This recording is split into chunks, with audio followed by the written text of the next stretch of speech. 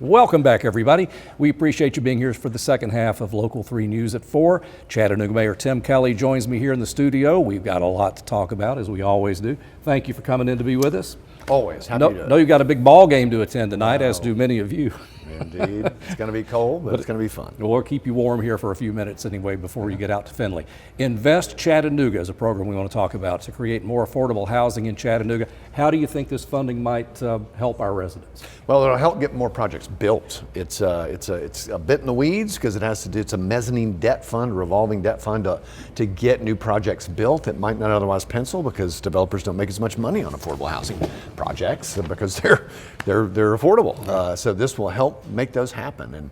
And once the projects get built, the original loan gets paid off and it'll roll over again. And there's only a handful of communities in the country that are doing this, Atlanta, Montgomery County, Maryland. So we're kind of leading the nation here in this strategy, but it's yet another tool in the toolbox, but it's going to help us get more projects built. And there's also something called the Chattanooga Land Bank Authority. Yes. And that's kind of a new term for us. How's this going to help? Well, it's not new. It was actually stood up during the Burke administration, but they never actually managed to confer the first piece of property. It's complicated because we've got a lot of back tax property and other property the city has that we need to get back on the market for affordable housing purposes, but we're doing that now.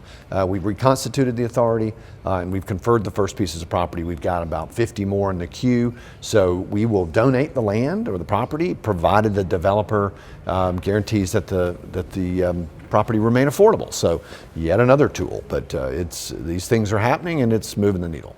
All right, well, so far, we've kept your blood pressure down, you're calm and relaxed, so let's go for the gold here. Tennessee American Water Company. Yes. Okay. He's already starting to get a color in his face. Yeah. They proposed raising water rates recently. Yes. That didn't go over well. You, among others, have opposed this rate hike. Where does that stand, and has any decision been finalized? No, I mean, yes, we've made it very plain that we don't think the rise is warranted. They have gotten increments that have more than covered the rate of inflation, and this would constitute a really another 24% on top of that. So it's, as we've said, it's outrageous. It's not warranted. It's up to the Tennessee Utility Commission. It is a regulated utility that also happens to be a private business, so you can't blame them for trying, I suppose. Right. But it's our job to stand up for what's right for the people of Chattanooga, and in this case, an increase would not be warranted. So we're waiting on the Utility Commission. We think we'll have a decision sometime early next year.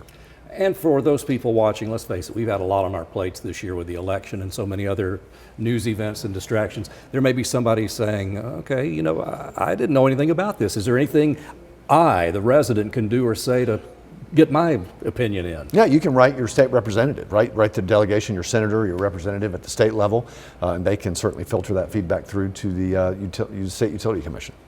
Another story we covered not that long ago, the new hiring age to be a Chattanooga firefighter has been lowered to 18. That's right. And that raised a few eyebrows, like, okay. But certainly the fire department could use a few good men and women. Yes, of course. I mean, there's no reason on earth why an 18-year-old can't do that work, and certainly it'll be graduated as they come in. But we've joined other major cities like Chicago, Atlanta, many others that have lower ages of this nature. So yeah, look, we need more people in the applicant pool, and this will allow us to do that.